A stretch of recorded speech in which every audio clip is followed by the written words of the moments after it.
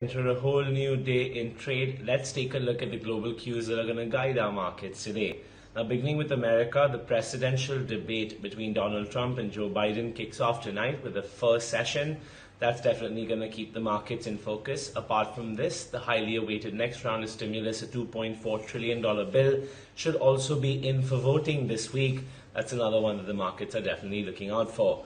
On the back of this, you've seen tremendous rallies in the benchmarks over the last two trading sessions.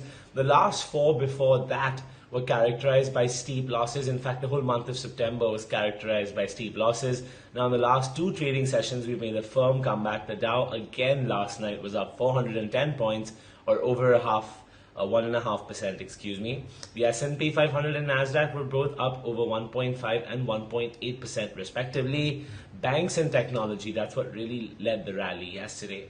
Now, not apart from the live market, if you look at the futures as well, the futures in the Dow are currently up 80 points or 0.3% this morning, and contracts for the S&P and Nasdaq are also up 0.3% post yesterday's sharp rally. So it seems that the rally is here to stay unless we get some disappointing news on either the jobs front, the stimulus front, or the presidential election front.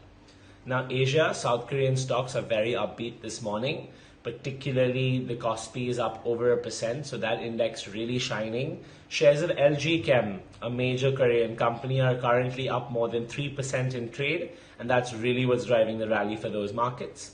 In Japan, the Nikkei is actually down 0.56%, surprisingly, while the Topix is down 0.9%. The S&P and ASX 200 in Australia is currently up 0.4%. So we have a bit of a mixed reading from Asia this morning. The MSCI ex-Japan is trading 0.3% higher. The European stocks yesterday jumped 2.3% gains on the pan-European Stoxx 600. Banks, particularly shown over here, up 5%. But yesterday in Europe, all your sectors were pretty much in positive territory. Very good market breadth for Europe yesterday. Two commodities that we need to check in on, oil and gold. Brent crude settled 51 cents or 1.22% higher at $42.43 per barrel. WTI settled 35 cents or 0.9% higher at $40.6 per barrel. Gold rose yesterday as well, erasing early losses. The dollar actually retreated from a 2-month peak ahead of the US presidential debates this week, and that's perhaps what's given gold a few more legs to rally.